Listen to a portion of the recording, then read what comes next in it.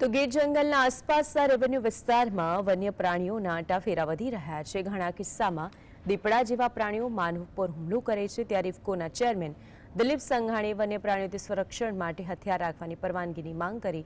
સંઘાણી અમરેલી, જૂનાગઢ, ગીર સોમનાથ, ભાવનગર, બૃહતના જંગલ પાસેના રેવન્યુ વિસ્તારમાં સ્વરક્ષણ માટે હથિયારની માંગ કરી। કહ્યું છે કે માલધારીઓને જંગલમાંથી બહાર કાઢ્યા બાદ વન્ય પ્રાણીઓ માનવ વસ્તી સુધી પહોંચી ગયા છે।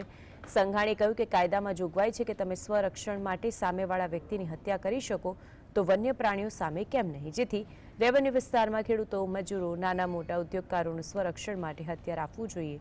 સાથે જ વન્ય સંપદા સમાન વૃક્ષોનું નિકંદન નીકળ્યું તેની તપાસ પણ થવી જોઈએ। માણસના જીવ બચાવવા માટે માણસને સામેવાળાનો જીવ લેવાનો જોગવાઈઓ છે, સુરક્ષા છે, એ પ્રકારે સુરક્ષા આપવી જોઈએ।